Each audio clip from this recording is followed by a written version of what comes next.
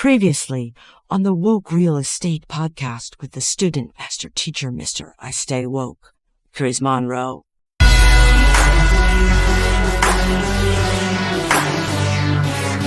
then not to mention you buy, a multifamily, a duplex or a quad or something like that, and still get the same rent if it's a 2 or 3 bedroom per unit, so I've wholesale duplexes for $40,000. Looking back on it, like, damn, that was only $40,000 for a whole duplex, 2 family, 3 bedroom, 2 bath on each side. Now these big ones, these ain't no little baby stuff. I'm talking about whole houses, basically, up under one roof. With 2 and 3 and 4 car garages. We got some nice houses here, that make plenty of money. So, that's why I say go where the money's at. Follow the money.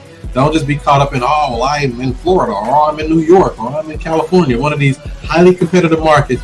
Your money can go so much further in another place, just being honest. Absolutely. Listen, well, I'm gonna have to take a trip, man, and meet you. I'm gonna bring my mask and my PPE suit, but I got to come to St. Louis and see what's going on there as well. Come on through. We'll show you around. You'll be like, oh man, I don't know if I want to buy over here, a little rough. But hey, them rough areas make good money too, though. People that's the thing too when you're thinking about real estate. A lot of people say, oh, I wouldn't live there. You don't have to live there, as long as somebody else will. Yes. Somebody was asking me that because I do stuff in Detroit. Some areas in Detroit. Some areas that I grew up in, I still look over my back when I drive down the streets there. Most definitely, in these areas, especially like in this market of St. Louis, we're block for block. You can go 3 blocks north, you in the hood. Right. Backs up, you're like, damn, this is a whole other town. This is the same place. Exactly. Yeah. So, and that's the thing, man. And of course, in those areas, somebody's gonna live there. If it's a house there, somebody's gonna live there. And that somebody that lives there is gonna have to pay either rent or mortgage or whatever it is they choose to pay in those areas. Somebody's gonna pay for it. So why not have housing? You gotta have housing, whether it's living in a trailer, whether it's living in a house, a duplex, an apartment, townhome. It don't matter. Everybody gotta live somewhere. Everybody gotta work somewhere. And that's why I say learn real estate. I've even been saying something lately that's kind of controversial. Drop out of school and go learn real estate. Just drop out. I don't care what you're studying right now. Just drop out and go learn real estate. That's how powerful this stuff is. I mean, it's life. I will openly endorse that, but I will not deny that as well.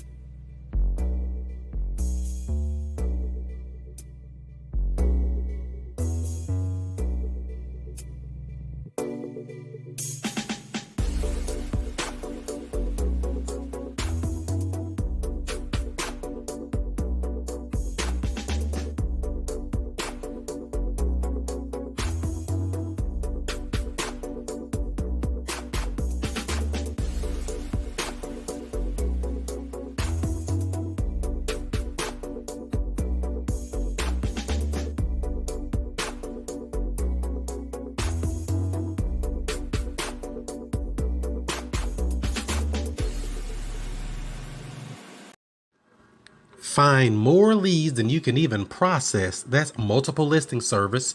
That's the MLS for you real estate agents. Absentee owner information. Find the cash buyers and flippers in any market nationwide. Pull a pre-foreclosure list. And don't forget, you got to find those comps. Get nationwide access with multiple filters. Powered by PropStream at wokesource.com. Get your 7-day free trial today. wokesource.com. That's wokesource.com. Get your free real estate joint venture agreement and get notified of upcoming shows. Text JV to 636-330-1444.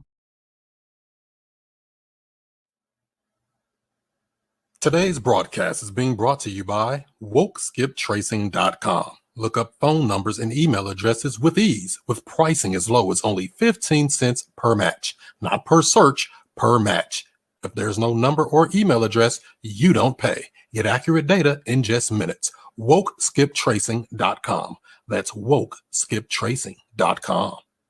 You may have heard the saying, the fortunes are in the follow-up. Now there's a brand new system that is great to help you cold call, text message, drop voicemails, and so much more, all automated. You don't have to remember anything. Just set it and forget it. All you have to do is speak to people. Check it out, wokereply.com. It's a multi-touch marketing campaign where you can schedule to send text, voicemail, email, and even live calls all on autopilot. Check it out today, wokereply.com. That's wokereply.com.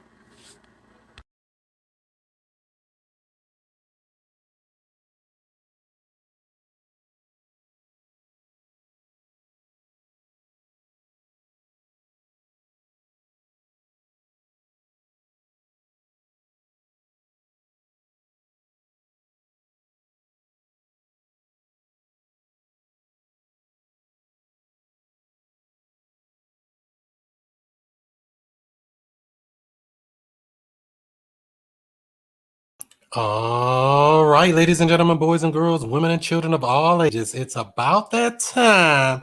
It's Monday Night Raw, real estate style. What's up, everybody? Happy Monday before the Christmas. I think this is the 21st, so you can go out and see Saturn and Jupiter do something magical in the skies. If you're into that type of stuff, go check that out, and hopefully something good happen in your life.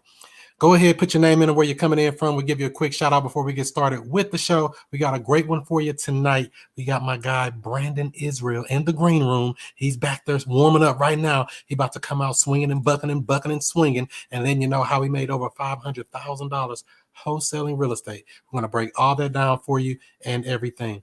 So let's see what we got over here. We got a couple of comments. My guy, Chris Monroe, Beast Mode. That's right. What's up, Mark, down in Memphis, Tennessee? All right, big brother in life. I see you. What up? What up? Mr. I Stay Woke, you know it. And for that person that's watching in the Woke Real Estate Investing group, the free Facebook group, hit that little link right there in the description. It'll release so you can show your name and who you are in your picture and stuff. So we'll know exactly who you are properly. So I'm going to go ahead and get this going here in just one moment. Don't forget, give this video a thumbs up, give it a like, give it a share. It's about that time. We about to get it popping.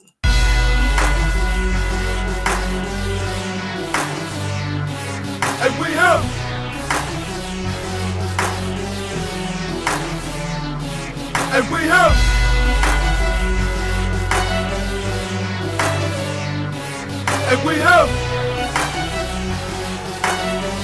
Mr.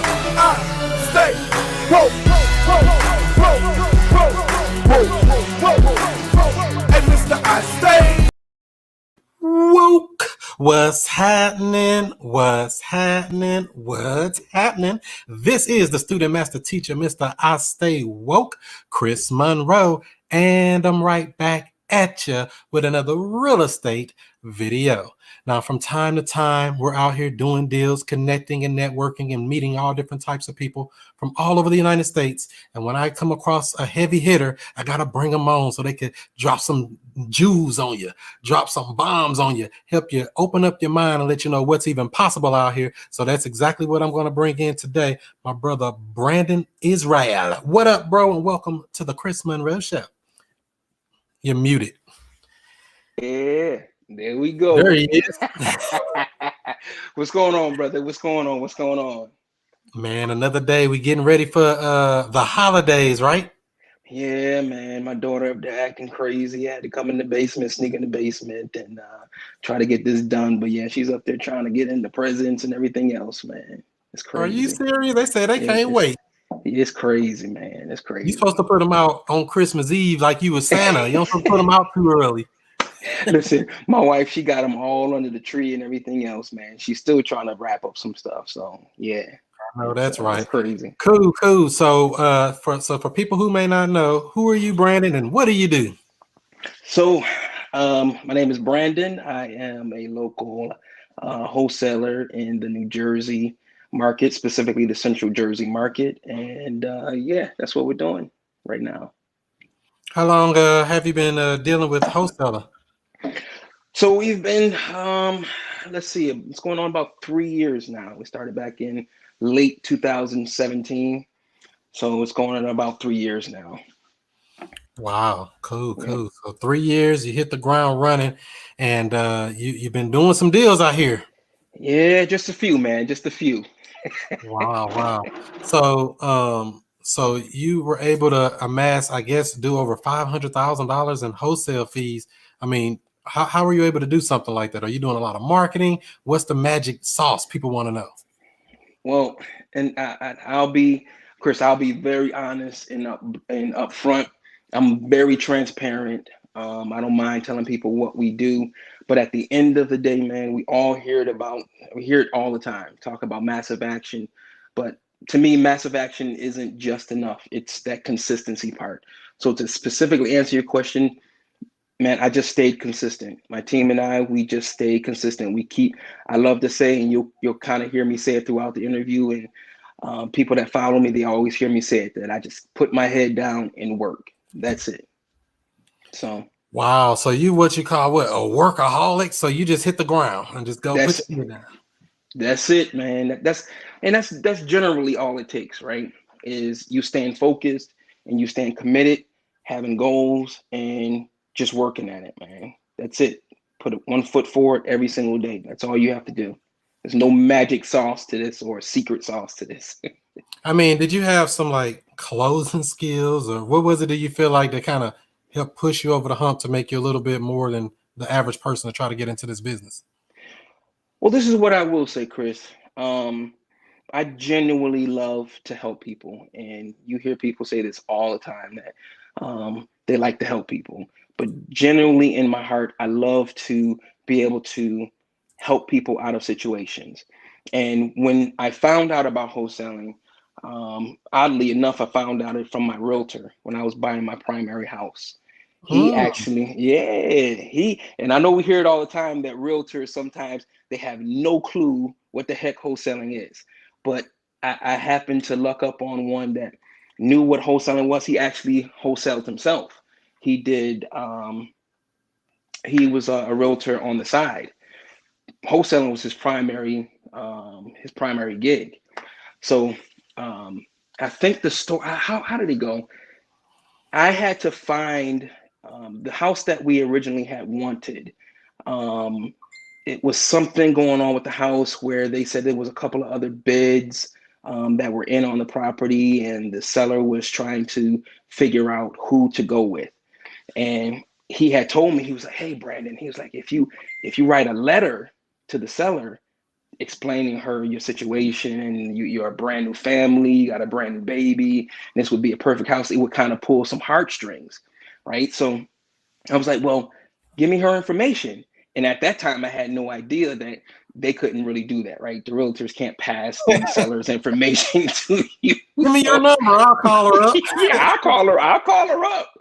So what I did was I started being a private eye. So I kind of didn't even know what skip tracing was back at that time. So, but obviously I know what it is now. So basically I skip traced her, and I think we called her. I think I called her, or I did call her. And long story short, I was able to convince her, and we were able to get the property, right? So at that time, that's when he told me, he was like, "Brandon," he was like, "I think you would be good at this thing called wholesaling." He said, "Because you like to find people. You can find people that are lost, and that was the whole thing back then. You skip trace them and reach out to them. So that's how I found out about it. And the whole thing about helping people and being able to solve their problems and making money on top of that, that was genuinely my heart's pull on this, is to be able to help people. And it just so happens that us helping people, we're just making some money doing it. So Hey, ain't nothing wrong with that. A check come with it, huh?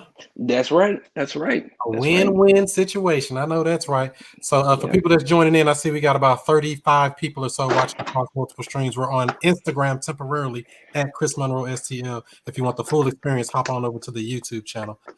We got Brandon over here letting us know how he got in this game, and some more jewels. So for a beginner, somebody coming into this thing kind of new, they maybe have tried, they kind of heard about it. What are some things you could tell them to kind of look out for as far as getting their foot in the door and getting the game going? The first thing I will tell you to do is to do your own research, right? Don't try to just get into this game and start kind of siphoning information from other people, right? I like to tell people, with the wealth of knowledge of YouTube, Google, the internet in general, that you can find out how to do anything, at least the basics and the groundwork and the foundational principles of whatever it is that you're trying to get into or that you're trying to do. It's on the internet.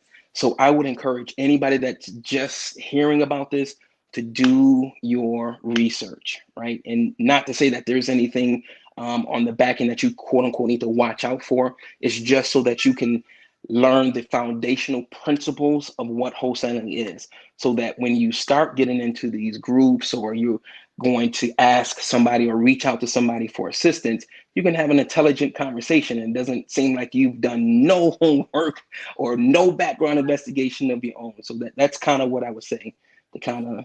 And people definitely will do that. They want you to come give them the full rundown, man. Go take you about 3 hours and just go watch a bunch of these videos right here to tell you everything you need to know. Versus Exactly. hearing, it's kind of hard, just being real. Right, exactly. So yeah, that's what I would tell anybody. Just to what market are you in anyway? So believe it or not, man, we're in one market in New Jersey, Central Jersey. Okay, yeah, that's a hot market up there, man. That's where the money at. That's what they say, man. That's what they say. And I'm more in Central Jersey. The assignment fees down in Central Jersey, South Jersey, a little smaller than up north, closer as you get to the city. The spreads are bigger because the the price points are higher, right? Yeah, Jersey's kind of hot right now. Okay, cool. So you're in Jersey, so you're doing the whole state and the whole area pretty much, I guess. No. So we're in one county. in that one county, we're in 3 towns/cities. So you just took over a town, so I'm just gonna buy the whole block back. That's pretty much it, bro. That's pretty much it.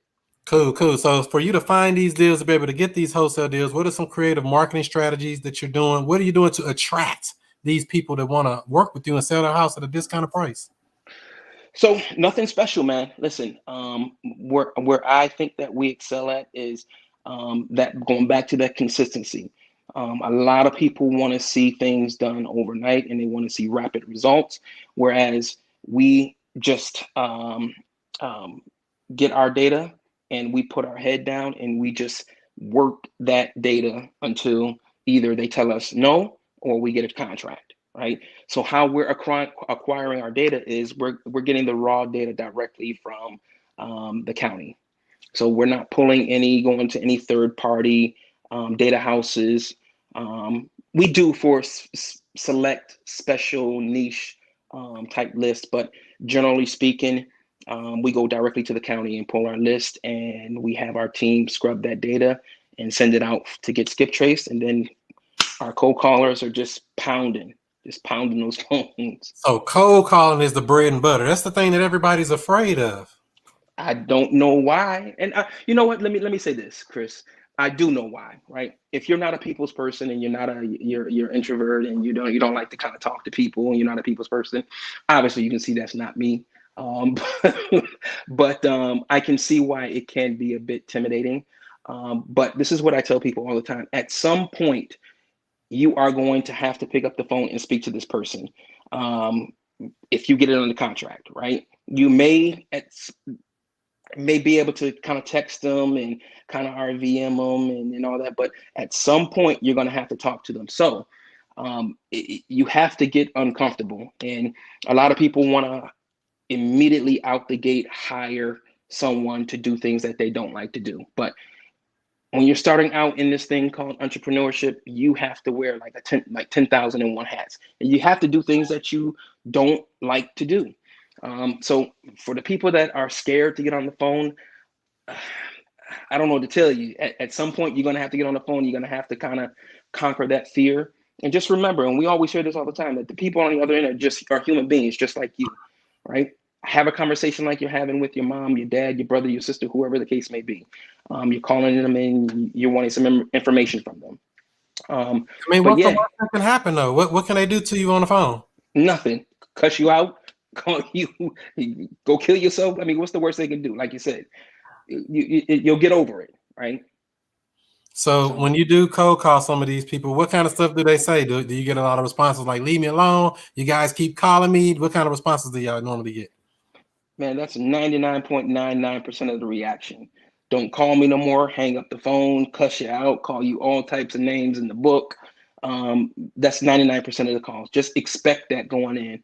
I think definitely for me in the beginning, and this is kind of what helped me set me up for success in the beginning, that I made a determination that I was going to make this work. So me starting out on the phones, I knew that 99% of the people that we talked to, they were going to tell us, go kick rocks, right? So I set myself up for that, knowing going in that this is what they're going to do. So as soon as they told me that, it was a shock in the beginning, right? Because I mean, who likes to get cussed out, right? Nobody, right? But after that 50th, 60th call, it's like you go numb, and you're just trying to get through those no's, and you're just trying to get to that yes to the person that you can help. So most definitely. So you say that's mostly with the cold calling. In my experience, people on text are really aggressive. They'll text back, you MFer, blah, blah, blah, blah. I'll be like, whoa, you tough on a text message, buddy. I mean, they are on the calls, but them texts, they get rowdy. I mean, do y'all text and stuff too? No, so we don't really do any for the acquisitions part. We don't really do any text messaging. We only use texting for dispo. So our main thing is cold calling, and then if we don't reach them via cold call, we'll kind of put them on a drip campaign via postcards, and we'll do it that way. So we haven't really text that much. So what about ringless voicemail or RVM? Are you doing that? Nope. Listen, bro, I'm a type of person that I stick to what's working, right? And not to say that I don't leave my mind open for other things and other possibilities to kind of look at, because you can't just stay pigeonholed in one or two things, right? You should always have your mind open to explore new things. But this is what's been working. This is our bread and butter. And for right now, we're just going to roll with it, right? Until it changes. So you just call them. So I know I've heard people say when you do cold calling, they call them once, they don't answer, call them right back again. Do you do that double call? No. We kind of have them on a rotation. Our lists are so huge that we're pulling. So right now we're using Zen Call as our dialer.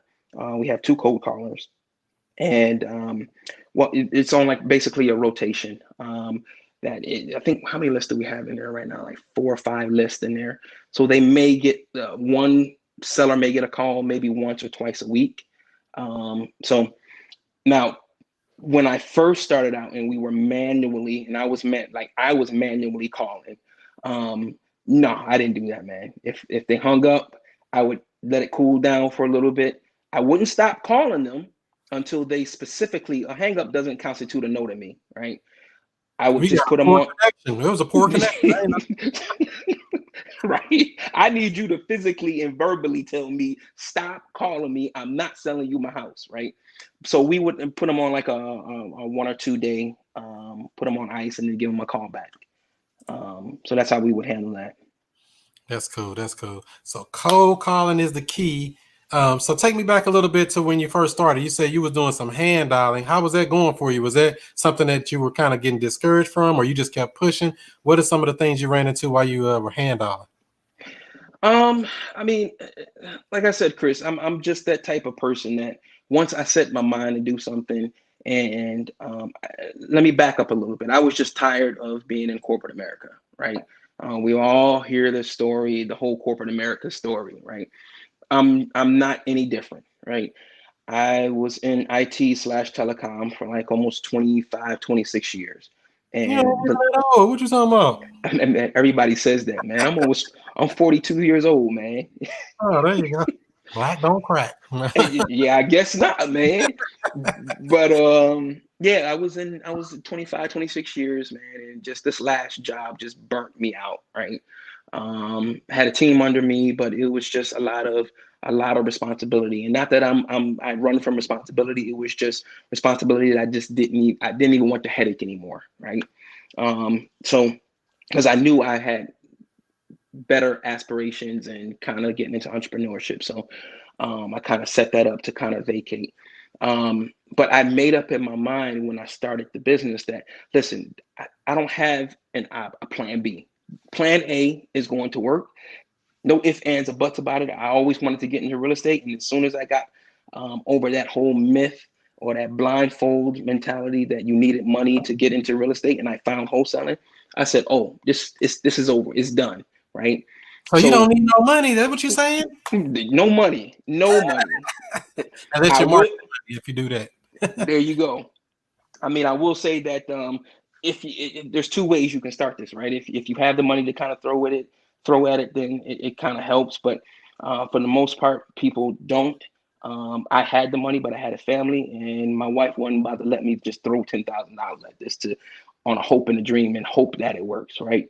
So I knew I had to put in that sweat equity. So going into this, I, I knew that I'm not going to stop until I prove this theory, right? For those of you all that seen the post that I posted, and I post a couple of times in the Wholesaling Elite group and Max's group. I was on a one-on-one call with him when he was having the one-on-one calls in the beginning when he first started, Mm-hmm. and Oh, wow. yeah, it still sticks in my mind, and I always remind him too. But it stuck in my mind when he told me he was like, hey Brandon, he's like, bro, I ain't even gonna lie, Jersey a tough market, man. And it wasn't that he was trying to discourage me. He was just trying to set me up to be like, you got some work cut out for you, bro. Like, get ready. And I'm the type of person, I love a challenge, right? Don't tell me that I can't do something. And that's all I heard him say. And again, that's not what he said. He wasn't discouraging me, and he wasn't trying to say that it can't be done. He was just preparing me. But again, in my mind, I heard it can't be done. So I'm like, listen, all right, that's even more of a motivation and a reason for me to make this thing work. So going in, man, the challenges that we all talk about, the hanging up, the getting frustrated. Yes, there were days that I was frustrated. Yes, there was days that I was tired. Yes, there was days that I wanted to give up. But I had to remind myself of the goal and what I said that I was going to do. So I just put my head down and work, man, and just fought through it. Right? You can't Right. let your emotions get the best of you. So So what were you doing before you got into this wholesaling stuff? so I was in IT. I was in Oh, IT okay. slash So working telecom. for somebody. Yeah. I was in corporate America. I worked for all of the Bells, the AT&Ts, the Verizons, All of the all of bells. it. A lot of bells. A lot of bells, man. They ring. Listen, it paid good, man. I was making over six figures, man. And but at the end of the day, the money is not what it doesn't make everything. It's that quality of lifestyle and kind of doing things on your own term. And that's the type of person that I am. I don't like to be told what to do, when to do it, how to do it. So yeah, that's what I was doing, man, prior to I think this. they calling you. I think they want you to come back next year Yeah, to no, sir. Yeah, that's not ever. Bro, listen, I get sick to my stomach. Like, just thinking about it, bro. I almost feel like literally sick. I get hot flashes, and I'm like, this not it's not even an option, bro. Like, I will go back to I would live in my grandmama's basement before I would go back to somebody's job working for somebody. So that is never happening. I promise you. So that's like once you escape, you can't go back. That freedom, you can't. I mean, freedom ain't free, but I mean, once you pay the price, you like, I ain't going back. No, sir, it ain't. It's not happening. No. Shout out to WD Property Investments, just locked up. Sub 2 deal today. He's not too far from you over in Baltimore area, or something, I think, or somewhere up in your area. Not too far. Yeah, it's about 2.5 hours from me. Oh, okay. I didn't know I live in Northeast. I ain't never been up there, so I don't know. Closest I've been is DC. So if that counts. Okay. For the Million Man March 2015. Yes, sir. Union. There you go. They said hang up is not a no. You did say you had 2 cold callers, right? Somebody asked that. Yeah, we have 2 cold callers in the Philippines. They cold call 8 hours a day for us. So yeah, they're full time. So how did you acquire those cold callers? Did you source them yourself and train them up, or did you get them from a company, or how did you do that? So I got them from Fiverr, actually. And it just so happens that I lucked up, and so listen, I don't believe in luck, right? Right. I'm a God-fearing man, and I believe that everything happens for a reason, right? So we happened to come across these. Start out with one of them, our cold caller Quincy. That was the first one, almost a year and a half, about a year now. And it happened. She was a perfect fit. So we found one cold caller, trained her. And this is what I will say, going back to doing things that you don't like. Let's say that this person that's listening, they don't like the cold call. You have to, and this is just one example, you have to do things that you don't want to do so that when you do hire people onto your team, you can efficiently train them to do the position that you don't like to do, that you want to fire yourself from. So you have to become at least decent enough on whatever position that you want to fire yourself from to be able to train somebody. So yeah, we hired Quincy about a year ago, trained her. She came in with the mindset of just wanting to get quantity, right? Just sending over, because she did have some experience. She worked for other investors, other wholesalers. So she did come with a level of knowledge as well. It was just trying to frame her and mold her into our culture and what I was trying to build. So you had to get rid of some of the bad habits they brought from the other company, right? Listen, bro, she was handing over like 10 leads a day. Like for the first 3 days, I was like, 10 leads? What? This girl is a superhuman.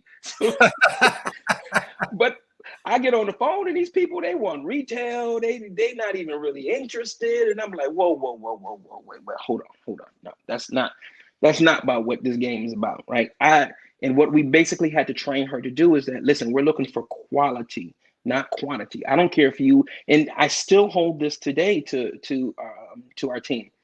If you get me 1 lead a day and it's a quality lead, meaning that they are motivated, they follow the different points or the bullets that we use to qualify a lead, that's all I care about, right?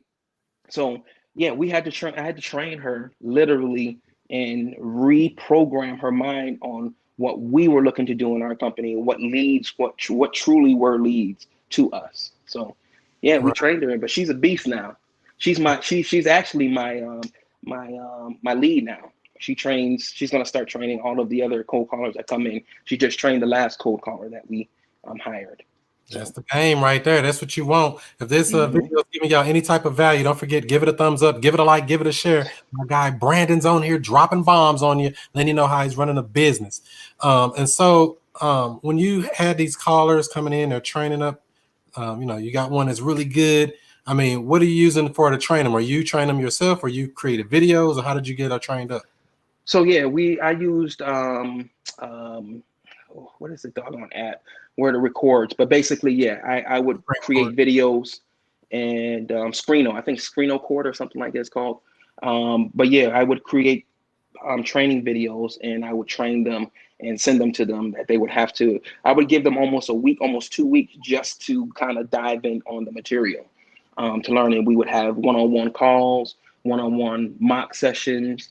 So yeah, basically they have a whole training manual that they would use. And so when they go on the phone with somebody, are they just doing like an initial call, or are they locking up deals and everything for you? What are they doing? No, I don't want them locking up anything. I want What? either. No, no. I listen, Chris. I hear people, and you probably one of them. I hear people that they train their team to actually, their cold callers to actually lock up deals on the phone. I haven't gotten there yet. Hopefully I'll get there. Maybe. I'm not sure yet. But no, all they're doing is just qualifying the lead. We have 4 major points: price, motivation to sell, condition of the property, and what's the other, timeline to sell. Sound like you've been listening to my guy Brent. Brent, that's right, bro. That's right. Wholesaling Inc. Listen, those are my 4 pillars, right? And I live by that, right? That if they hit those key points and they answer the questions, or they get the information from the seller that meets those different criteria and the timelines that I have set for them, by the time they hand them over to us, to me, to my acquisitions team, we can get that deal closed or a contract signed within that day or the next day, right? So all my co-callers are doing right now are just qualifying. Right, that makes sense. Yeah. Nick Johnson says, let's see, Brandon, the comment you haven't about to do what you're not comfortable with or aren't good with before you hire somebody to do that, to train them, is priceless. Thanks. So yeah, so at what point do you feel like is a good point that a person should start looking for assistance, virtual assistants, somebody to help them with the business? See, that's kind of a hard question, right? I will say this, right, because everybody's different. I say that if you are consistently closing 2 to 3 deals a month, that now it's probably the time that you kind of need to start looking for assistance, a VA, right? To start kind of getting you out of the tasks that aren't making you money, right? We all hear it all the time, the revenue generating task, right? You want to kind of fire yourself from that. But it's not until you're consistently closing 2 to 3 deals a month. If you're not consistently closing 2 or 3 deals a month, me personally, I don't think that it's time for a VA. And that's just my personal opinion, right? Other people may differ, and they might say that they want to hire sooner than that, but at what cost, right? If you're not consistently closing deals, remember this too, and I got this from Max, that you guys have to remember that these people are human that you're hiring, right? These people are looking for this money to feed their families. And some of these guys you're only paying them what may be pennies to us, but it's a real salary to these guys, $3, $4, $5, $6, $7 an hour. It's real money to these guys in the Philippines or India or wherever the case may be, wherever you're hiring your VAs. So if you can't commit to at least 6 months of hiring these guys, then you're not stable enough, or you're ready to take on that responsibility. So I would say you have to be consistently closing deals. I would So definitely start thinking about that. that. The only thing, I cheated. I got a VA 2 weeks in. I wasn't supposed to do that. I don't like doing that. I'm hiring somebody to do it, but I have business background. So Right. qualifier. If you got some kind of business experience, leadership experience, and the capital to sustain somebody, like you say, 6 months, who's am I to tell you not to spend your money? But I knew I ain't like it, so I didn't even have a deal yet. 2 weeks in, I said I'm getting a VA. I ain't playing around with this, but I probably shouldn't have did it, but it worked. But that's what I was saying, going back to what I was saying too earlier, Chris, is that and I didn't kind of elaborate on it. There's 2 ways that you can get started in the business, right? If you have the financial backing, and not just the business sense and savvy, meaning that you've had a previous business and know how to run teams and things like that. That's actual a value add and a bonus. But if you have funds that you want to kind of experiment with, because that's what I call it in the beginning, because you don't know nothing about this business, right? If you have that type of money laying around that you want to throw away and experience with, then that's you, right? Or you can hit the ground running and put in that sweat equity, and where you're not really dumping in money, but you're dumping in that time, and you're doing all that manual work, driving for dollars, manually dialing or calling the seller leads, scrubbing your list manually, whatever the case may be. That's the other side of it. So with you had one, you had that business background, you had previous businesses that you ran, so you kind of knew, as well as you had a little couple of bucks laying on the side that you was like, listen, Moop, this ain't for me. We about to, because I know I ain't gonna do it. If I know I ain't gonna do you got to get it covered one way or the other, right? right. You gonna do it, or you gonna pay somebody to do it, or you gonna get some software. Somebody got to do that job, right? Exactly.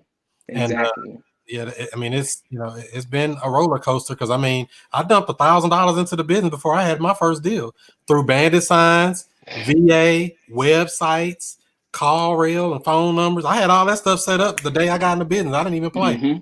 Like, dumb and just dump money in. I mean, that's just how I do stuff. I wouldn't suggest anybody else doing that. Unless, you got that much faith in yourself. I knew I was coming in to set up a business, not to set up a side hustle. And that's a mindset shift, like you were talking about earlier. Some people are like, oh, I just need to make some money. I'm gonna go wholesale. You already lost because you're trying to go chase a dollar. You can't even think straight when you're thinking like that.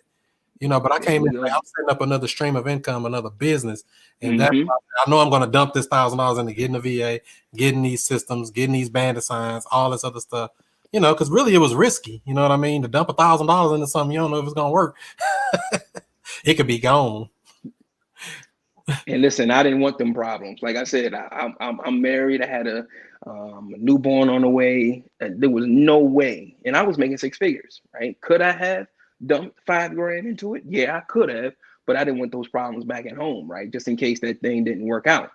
So it's you got to know yourself, right? You got to know. In obviously you're very confident. You know yourself that listen. Once you put your mind to something, that it's gonna work. It's gonna get done. It's kind of like a version of what you said earlier. It's gonna get done regardless, and I put the money where my mouth was. That's it, bro. Money going down the drain. Hopefully it'll work out. I can get a deal. I know I can do this because I mean I've been selling stuff my whole life basically, So it's like I know I can sell a contract. What, on a house? Hey, just had to learn the jargon and jump on in the game. That's it, brother. Cool. So So do you do any virtual wholesaling, or are you doing everything? Go to people's houses and stuff pre-pandemic and now? Yeah, pre and now. No, we don't. Listen, like I said, we're in one market in one county, and within that county, we're only in 3 cities, right? So we don't do any virtual wholesaling at all. There's enough deals in our market to, as you can see, to sustain us. So, and I don't have that shortage mentality, or what bugs me, Chris, when I see people, and I can't knock people for their experience, but when people say that their market is saturated or their market is they've basically done all the deals that they're going to do in that market, I cannot believe that, right? So you mean to tell me that every seller in your market they've already sold you their property, right? It will never happen. Everybody's not going to be ready to sell their property all at one time, right? And I don't care if there's 30 wholesalers in your city. And again, I may be naive and I may be thinking about it the wrong way, but listen, I just think that I have an abundance mindset that the deals are there. There's more than enough deals, and it's not going to run out. I can't touch every seller. So. Yeah, the deals are definitely there. I mean, because life creates motivated sellers. You got people dying, you got people getting divorced, you got people upsizing because they need a bigger house for kids. They downsizing because they're getting older and they're baby boomers. And everything in between, losing jobs. And some people just like, I got too many properties, I want to get rid of them. It's all type of stuff. Some people don't even care. I've even come across a case where somebody said they need to sell the house quickly just to get it out their name so they can stay on Medicaid and stuff. And I was like, wow, I ain't even think of that reason. I need to pull. So cool. I mean, so give us a little bit of what kind of stuff have you come across in this business that was kind of weird, strange, or unusual? Give us one of the stories you've come across and why you've been doing the business here. Let me think. A crazy story. Or just a good success. It don't have to be crazy. Just, you solved some problems, you helped somebody, you made a check. Well, listen, I'll tell you about one that we just did. It wasn't a big check. I mean, it was originally we thought that we were going to make about $40,000 on it, but we ended up making $17,000 on it. It was a driving for dollars lead that I found. I was actually, and not nowadays, I normally don't drive for dollars. I only drive for dollars if my acquisitions manager and I, if we're going on appointments. So we'll try to get to the area maybe about 30, 40 minutes early to the appointment, and we'll drive the area or before or after.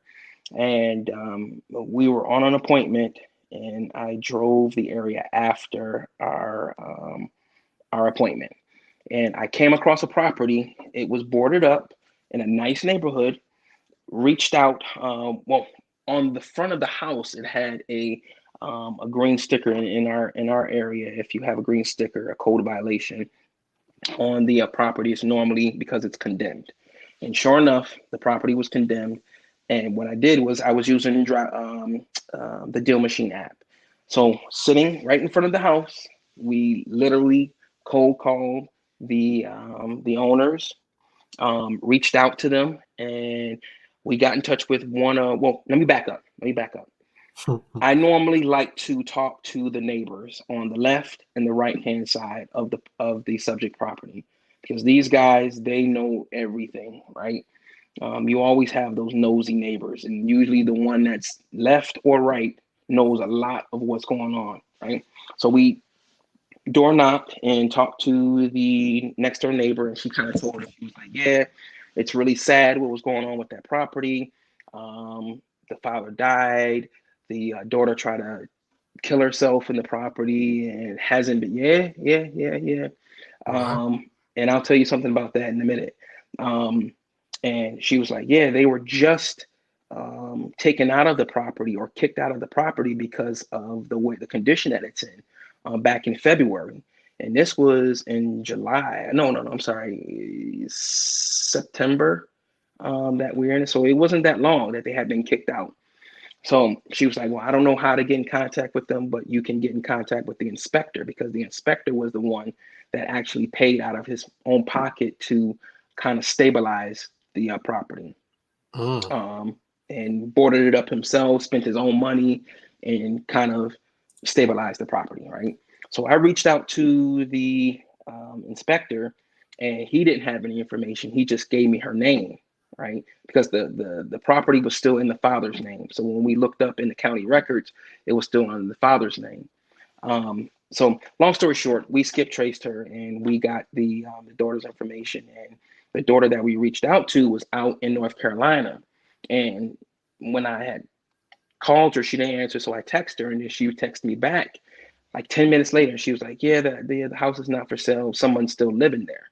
And I was like, yeah, I don't know the last time you've been here, but there ain't nobody living here. This house is boarded up and there's nobody living here. So she didn't respond back. So I reached out to the other sister that had been living there.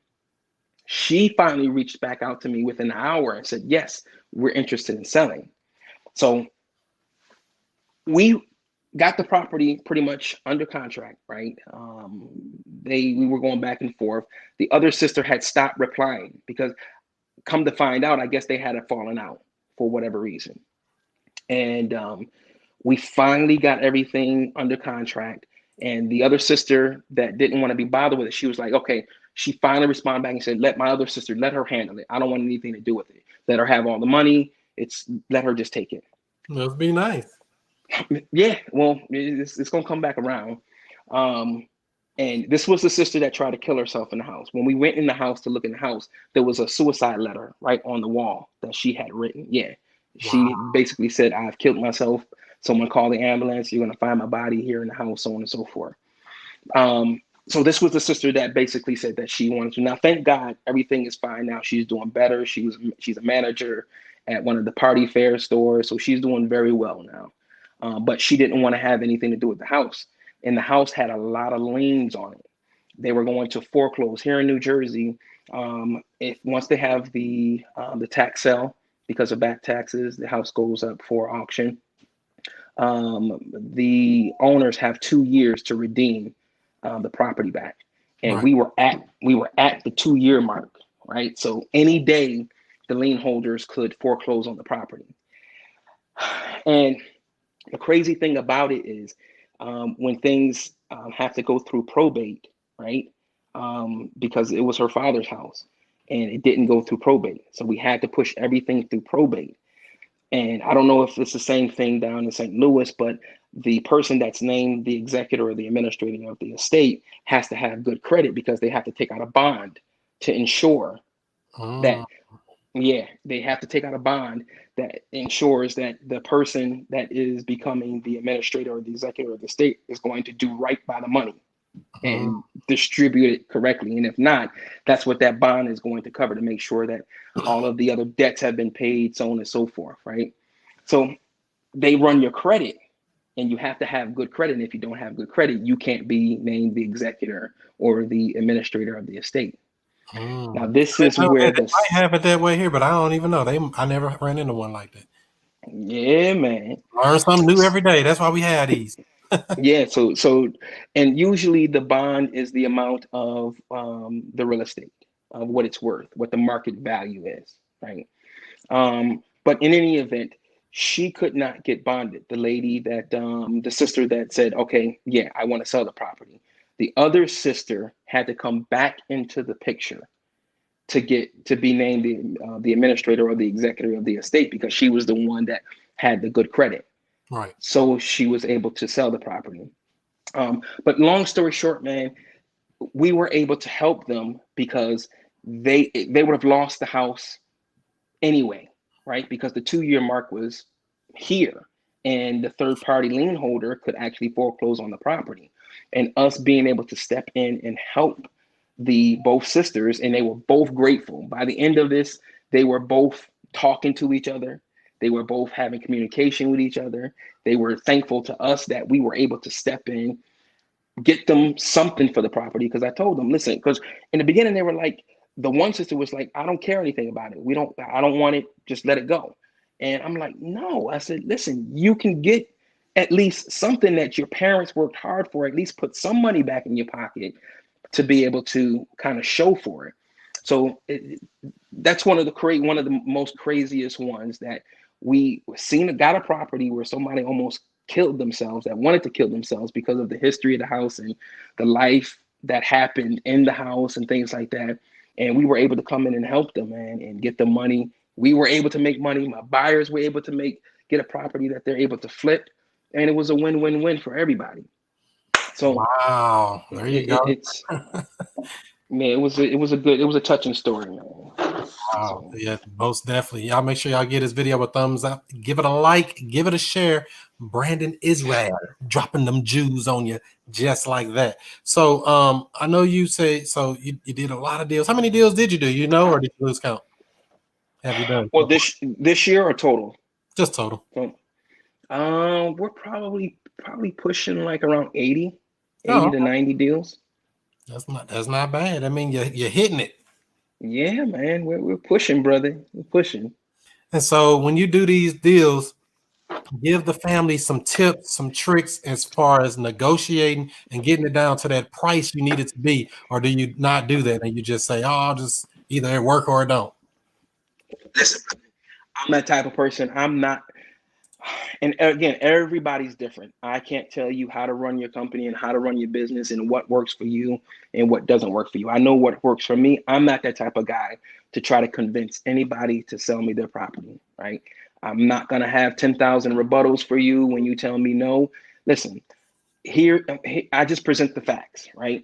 I present what I can offer you, and it's from a genuine place. Listen, and I tell these guys, and I train my team to tell the guys that, listen, we may not be a fit for you, right? I'm pretty sure that 90% of the people that we talk to, Mr. Seller or Miss Seller, that we're not going to be a fit, right? But what I'm able to do is come in and offer you speed and convenience, right? And if we agree upon a number that works for you and that works for me, I promise you just sit back, that my team and I handle it, and basically we'll call you when it's time for you to come collect your check. That's it. So I don't have any slick salesman pitch for you, or come on, if you sign right here, don't read it. Nah, man. Listen, because at the end of the day, Chris, man, I want people to walk away, and I know every seller is not going to walk away and be like, yes, I got $1 million for my property. No. But if they walk away and say, you know what? Under the circumstances, Brandon and his team delivered on what they said they were going to deliver on, and I walked away with a price that worked for me and it was fair, right? I'm good all day. And that's the reason why I don't have a problem that I see a lot of these guys posting, having a problem with the new laws and sanctions that are coming and cracking down on wholesaling about revealing that now the seller has to sign off on your assignment fee, your buyer has to sign off on your assignment fee. I don't have that problem because listen, we're upfront with all the sellers. Listen, Mr. Seller, Miss Seller, I don't run a nonprofit organization. This is literally how I approach the seller. Listen, and once we get to that point of signing the contract, I want them to be very clear that I'm making money off this. I say, hey, at this point, I don't run a nonprofit organization, and I kind of chuckle and laugh it off, and I say, yet. I say, listen, at some point in time in my life, I plan on running a nonprofit, but right now, this is what I do to feed my family. So I have to make a profit.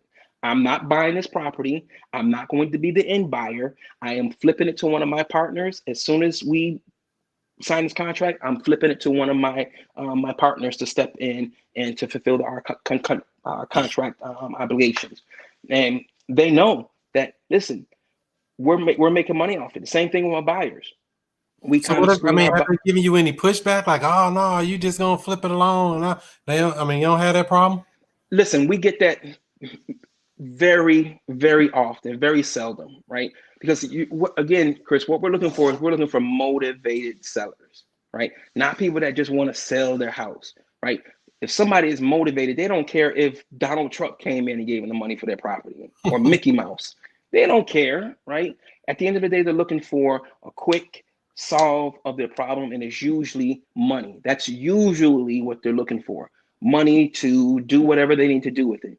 So I found that if you're upfront and you're honest in the beginning, from the get-go, it saves you a lot of headache, and you ain't got to be doing all the double closing crap and kind of lying and talking about, no, I'm just switching to LLC. Come on, man, that's just too much work. And again, that's for me. I'm not telling anybody else. This is just what works for me. And so to specifically answer your question, no, I don't have any tips and tricks. Only thing that I tell you to do is be upfront and honest and look for people that you can help solve their problem. That's it, bro. That's right. You can't do nothing wrong with a motivated seller. You can't mess that up. And to come back to what you were saying about letting them know that, yeah, we're going to do it for profit. It's right on our contract. We're going to rent, lease, sell for a profit. It says it on our contract. So there is no gray area. So, we like to disclose right up front in writing. So they like, well, I thought you was going, hey, what the paper say? But even with that though, because I was doing that too. And what I found is some people, they don't like to, you can have it in bold and at the top of the doggone contract. Let me see. Buyer agrees to purchase this property to rent, lease, assign, or sell for a profit. The buyer is not intending to occupy as a resident. Says it on the contract. So you got to be upfront and you got to let these guys know. And what I train my team is, even though we have it in the contract, I tell them to be explicit with them, verbally tell them, and almost basically, you don't want them to repeat it back to you, but you want to make sure that they understand, because people get amnesia towards the end. You don't care how bold it is. They're like, oh no, you didn't tell me that. You say, yes, it is. It's right here in the contract. You signed it right here. But by that time, 1-page contract too. It ain't like it's 50 pages, 30 page. Man, people tend to have amnesia. So yeah. I know that's right. So let's see. Y'all got any questions? Drop them in here. I see we got a bunch of them over here. I've been not going over them. Let's see here. Demetrius, what's good? Let's see here. Zena Jane says, do you have to get the software that they need, or is it a company that has the software and charge a flat fee?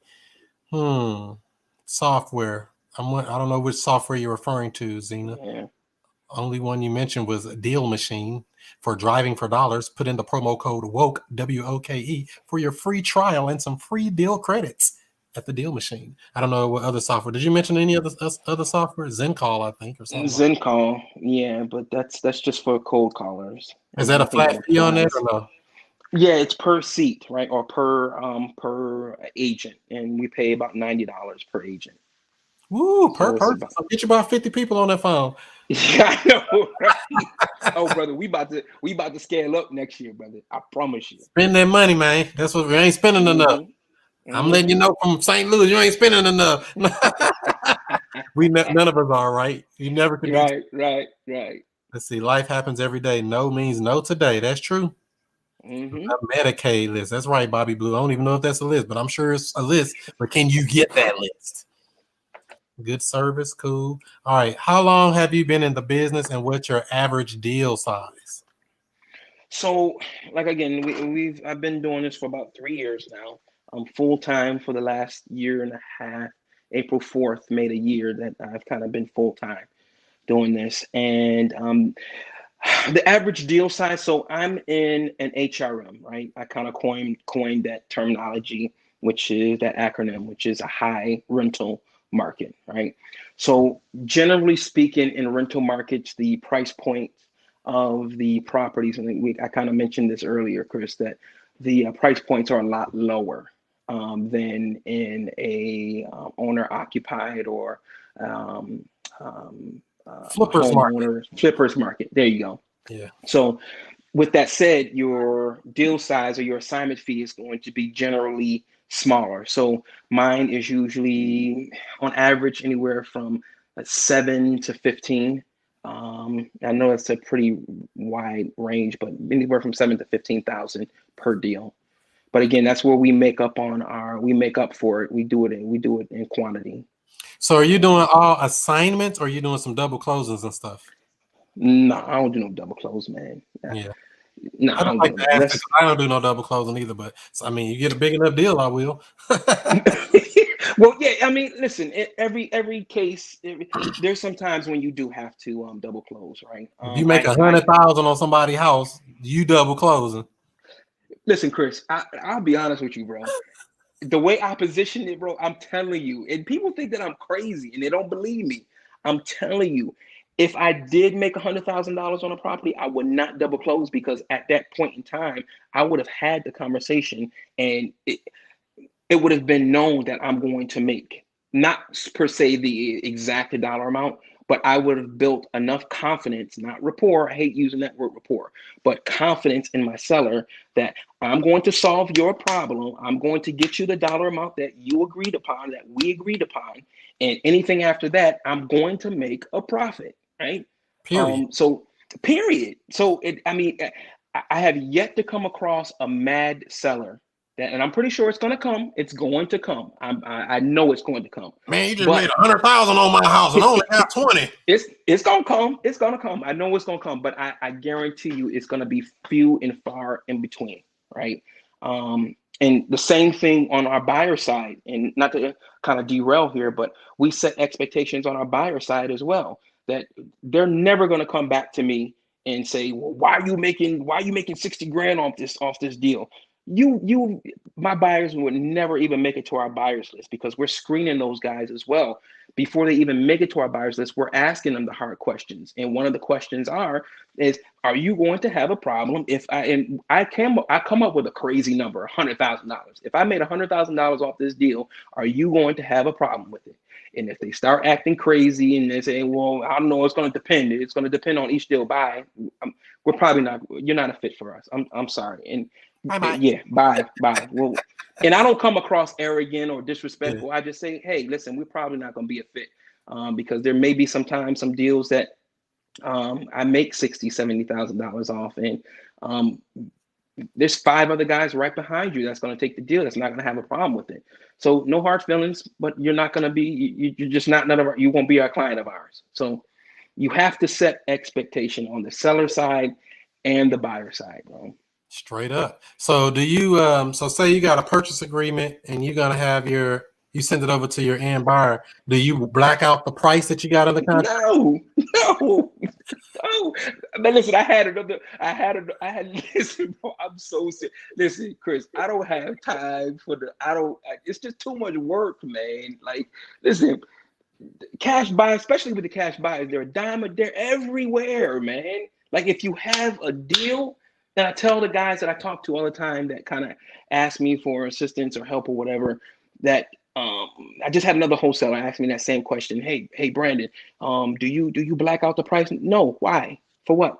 Like, if you don't want it, Mr. Sir, there's 5 other guys that's gonna take this deal right behind you that's not gonna have a problem with my price. So nah, I don't be blacking out numbers. I don't be crossing out things, and nah, man. I got one like that right now. I might have to black out the price because I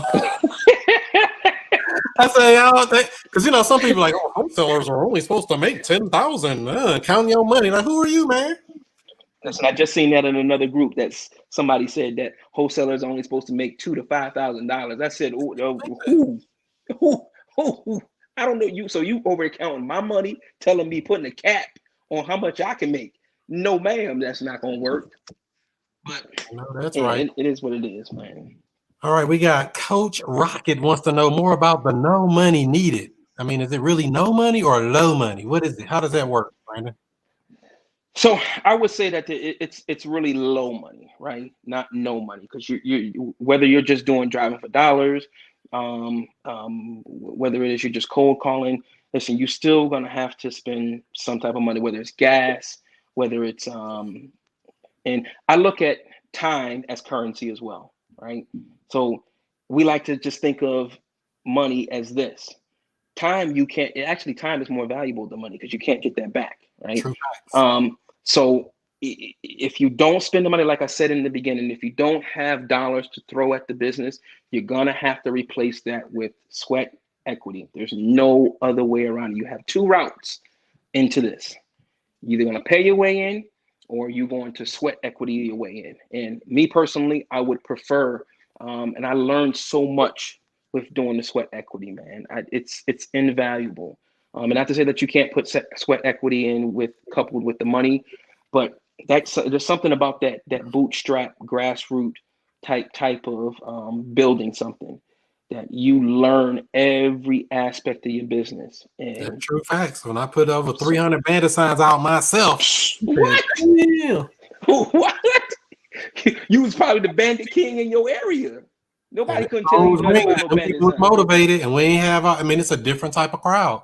You know what I mean? It's a different call. It's a different conversation. They call in, they ready to go. I just want to get rid of it. Well, let me come on by. That's the kind of people you're running into, but certain situations, it is what it is. And that comes back to this question Robin's asking here. What lists do you pull from the county when you go down there?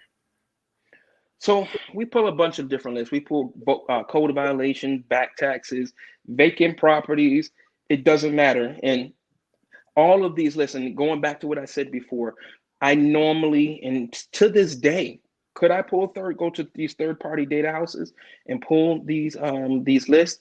And the lists are becoming so cheap now, Chris, is ridiculous, right? Yeah, it's free. I mean, it's literally almost a penny a lead or something.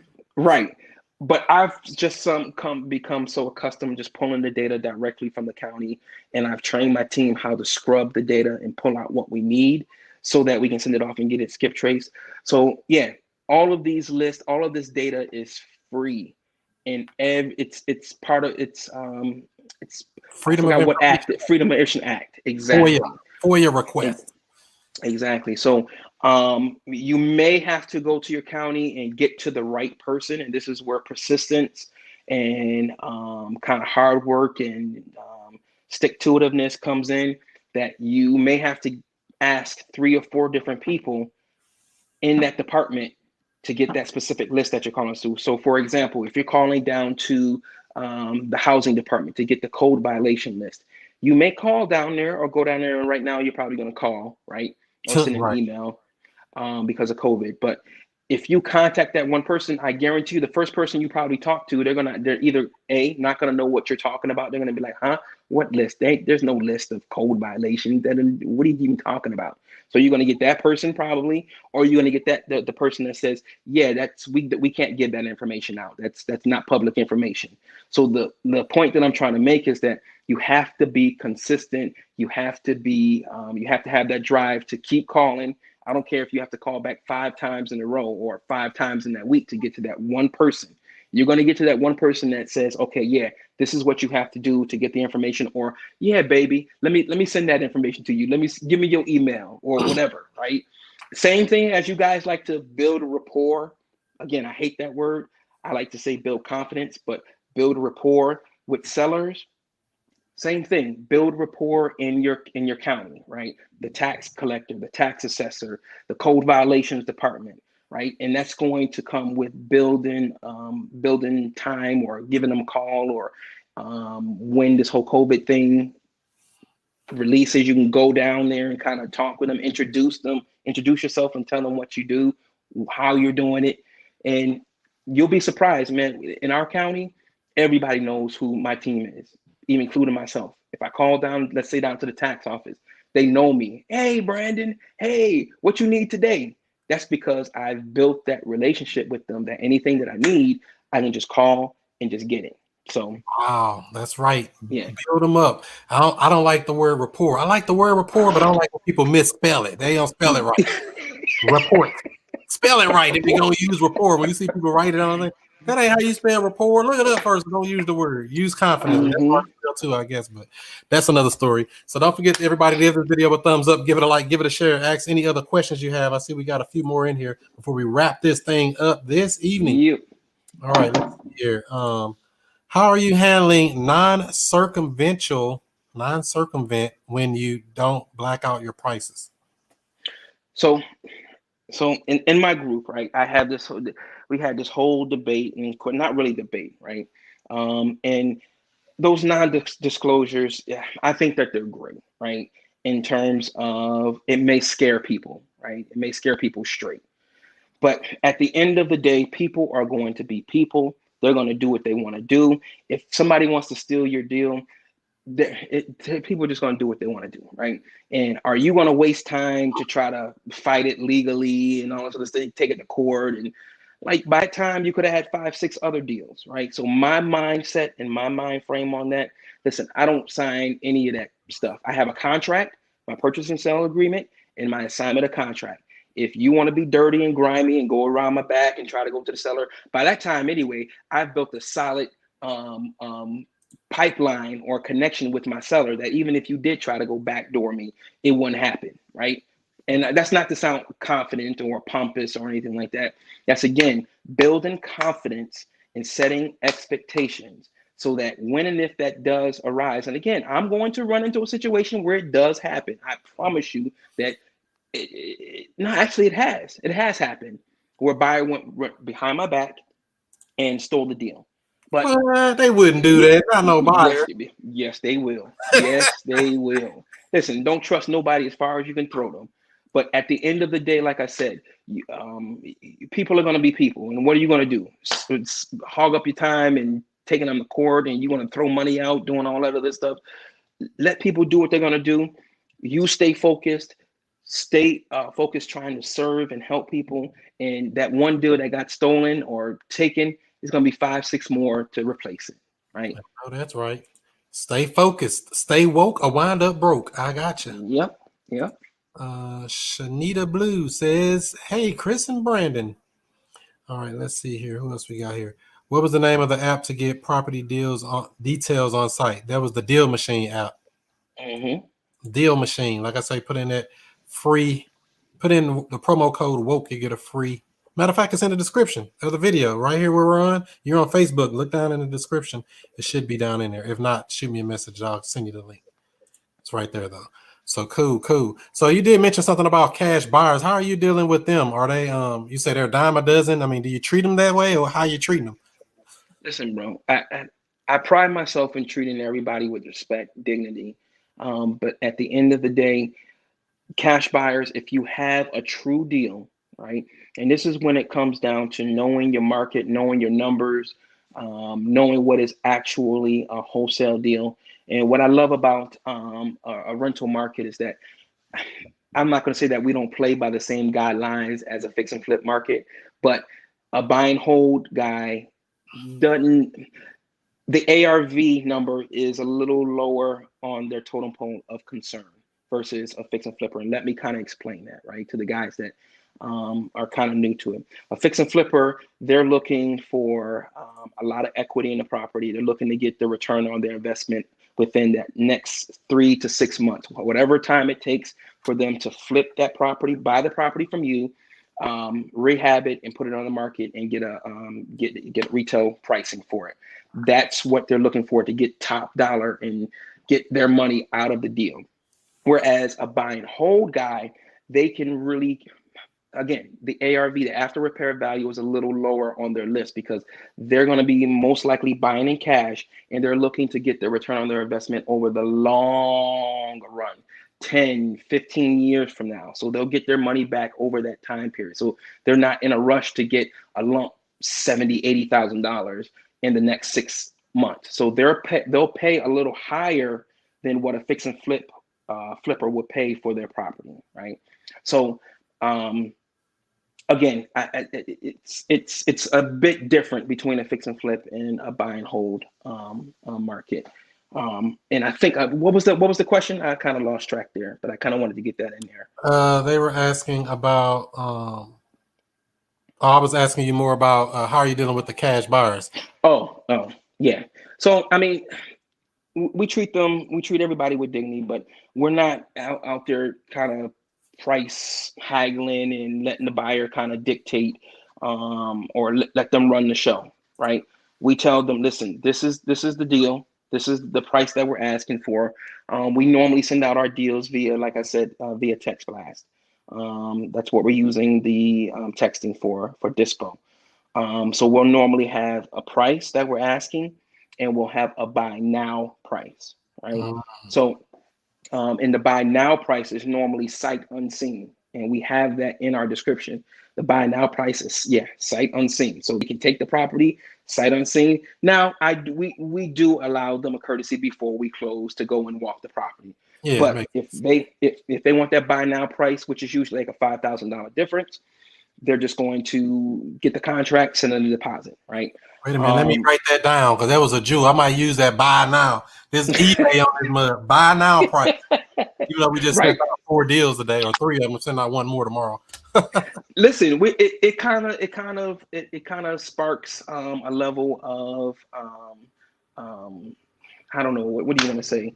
A buyer's frenzy, a feeding frenzy. A feeding frenzy, right? Where they look like this deal must be good because he's putting out a buy now price sight unseen. So I better get on this deal now before the next guy get on it and whatever, right? So we've seen that work actually very well in our market, that we'll put a price and then we'll put a buy now price. And again, it's usually a $5,000 difference. But no, we don't let the buyers dictate anything. The only people that we kind of really cater to is the sellers, right? But on the buyer side, it is what it is. If you don't want the deal, no hard feelings. There's 5 other guys that's right behind that will take the deal. And literally, our deals are normally gone within 24 hours, probably less than that. Right. And it is what it is. Because I got a guy on here messaging me right now. Talking about, send me over the paperwork you have. If not, I'll use my own documents. You ain't using No. What you talking about? I mean, he never bought from me before, but he's trying to buy one of these properties we got. Yeah, just send me over the paperwork. No, I need to talk to you. I'll talk to him as soon as I get off this thing here tonight. See what he's talking about. You talking about full price? You ain't never said no offer. You ain't said nothing. You ain't sending me no documents you got. I don't got time to read your paper. I know what mine says. I know what mine says. I don't know what your paper do. Listen, fall in line. Fall in line. You trying to, like you just said, try to dictate the deal. Oh, I'll just use my paperwork. Not on this deal, you won't. I mean, let's see. Hey, Chris, let me ask you this question. Since you're asking about the buyers and stuff, right? How do you handle this? Do you let your buyers pick the title company? I asked them, well, it depends on the situation. So this particular deal, we already did a bunch of their houses. This is like one of the last ones. So they already in at a title company. So I just asked them, are you okay with using Bleep Title Company first? Okay. Typically, no, I would ask them what title company you usually use. That's actually part of our screening process for buyers anyway. To even know if they are a buyer, which title company do you normally close with? They say some name or, oh, we use this title or that title. And I'm like, I don't know. They kind of fishy. Last time we messed with them, I've been through 9 or 10 of them and they all, I mean, I ain't gonna say they all bad, but a large percentage of them are bad, just to be honest. You know, and these people ask me all the time, what title company you use? I'll be like, man, I don't even really want to recommend nobody because I mean, I send it to them and they screw you up. You're gonna say, I sent you to them. I'm telling you, they bad. You gotta hold their hand. Hey, how you doing? Can we get this to closing today, please? Thank you. You gotta work with these people, but you know, that's part of the game. I ain't mad at it. So, but yeah, that's basically how we do it. We ask the question. Everything we do is question based. What title company do you normally close with? Right. A company we dealt with before. All right, that's cool. And that price you're saying that usually covers the closing costs. All right, that's that plus closing costs, right? All right, cool. We got you because we got to make sure that's clear up front. Because I'm getting a clean. I ain't doing no pennies and all that stuff. I'm giving me a clean check. That's right. I like $9,000, 72 cents, and 69 cents. Nah, come on, man. Exactly. I like them clean checks. So, what are you doing to actually find buyers, new buyers? Are you farming for more buyers all the time? What are you doing to find a buyer for a deal you just got locked up? So, man, listen, we're always networking, just like I'm always networking and soliciting for motivated sellers. We're doing, and this is a tip for you guys that's watching as well. Don't just always focus on finding a seller, right? You always want to be expanding that buyer side as well. So just like we're marketing to the sellers, we're marketing to buyers, whether it is we're driving for buyers, just like you drive for dollars in the summertime when it's nice. I'm sending guys out and we're driving for buyers, right? Looking for properties that are being rehabbed and actively being rehabbed. And again, we're in the renters market, so normally they'll have the poppies out there or people out there working on the property. So we'll go up and we'll say, hey, who owns the property? And we'll give them the car and say, hey, we sell properties just like this that your boss or whoever you hired you would be interested in. So we'll drive for buyers. We'll actually, we don't pull list that much. What you'll find also in an HRM, in a rental market, it's a small community, right? Everybody know everybody. Everybody knows everybody. So if you network with the other investors, I'm talking about the buyers in your market, and they usually are the local RIA meetings in that market, other outings and events that the investor community has. Go to those events. These guys are there, and they're real cash buyers. Again, especially in the rental market, most of these guys are taking out, doing the BRRRR strategy and doing things like that. But a lot of them are literally buying in cash, literally. And again, in the rental market, the price points are so low. Like in our price point, most of our properties are under $100,000, right? Oh, yeah, that's how it is here too. And this house here, this guy messaging me about is $22,000. I mean, it's exactly. And really, I'm almost thinking about taking this deal down myself. Because it's so cheap. I'm like, man, I don't know. That thing, like, it's gonna make a lot of money if money. This might be a takedown. I say, better act right. I might keep it. Right. So yeah, a lot of these properties in the rental markets are well below $100,000. So these guys that are even new investors or seasoned investors, they have this money just laying around that they're going to literally buy the property in cash. So going to these events and meeting these guys, constantly building your list and building that network. That's how we find our buyers, right? I don't really pull lists. You can pull lists for cash buyers with from these third-party houses. That's good too. But I truly believe in building relationships with these guys. Exactly. Ain't nothing wrong with it. Kim Walker wants to know, where can we follow you online? You or me, Chris? There you go. There it is. I had to pull it up. I got too many things. How do I get this off the screen? Technology. I'm pretty good at this DJ thing, but they be trying to mess me up. There it is. A Mamba Investor on YouTube and on Instagram. So what's on your YouTube channel anyway, Brandon? So I'm just starting to put up content, but I have everything in, and I go into detail about how to, and this is kind of what I built my niche on is the rental market, how to wholesale in a rental market. So a lot of my videos are kind of geared towards how to wholesale in the rental market. Now it can be applied into the wholesaling in general, but again, it's more specific to the rental market. So go check it out, guys. There's a lot In of the videos up rental there. market, the YouTube game going strong. I saw you on there giving value on Instagram the other day. You be on there going. You worse than me. Yeah. Yeah. Man, I missed it this Sunday, man. Listen, I had an emergency come up, man. I was supposed to get on at 8:30 this Sunday, but this past Sunday, but I had an emergency come up. But we'll be on next Sunday though. Right. And what we was talking about earlier, instead of a feeding frenzy, it could be a FOMO, fear of missing out, like Adrian say here. Boom. Yes, right. All right, let's see. Is it common for a title company to call the seller before closing time? Yeah, I mean, our title company calls them all the time. I mean, they have to have constant contact with them to let them know what's going on because title needs to be cleared sometimes. They need data or information from the seller. And just before closing, yeah, just to let them know, hey, closing is taking place and here's when to meet and here's when the closing is scheduled to come get your check. So absolutely. Come pick up your money, man. That's right. And And 9 times out of 10, my team normally handles all of the communication okay. with the seller. We kind of don't leave that to the title companies or the closing attorneys' hands because they're dealing with hundreds of clients, right? And we want to basically have a white glove service to the seller. Again, my seller is the most important thing out of this equation to me, right? As long as my seller walks away just satisfied again, because they're not going to walk away and say, yes, I got $1 million from my property. That will never probably happen, right? If it could, I would be glad to make that happen, but that probably won't happen. But if they walk away and say that Brandon's team handled me with respect, they did what they said they were going to do. I didn't have to worry about anything. I just basically showed up and got my check. My job is well done. So we normally handle that communication. Most definitely makes sense.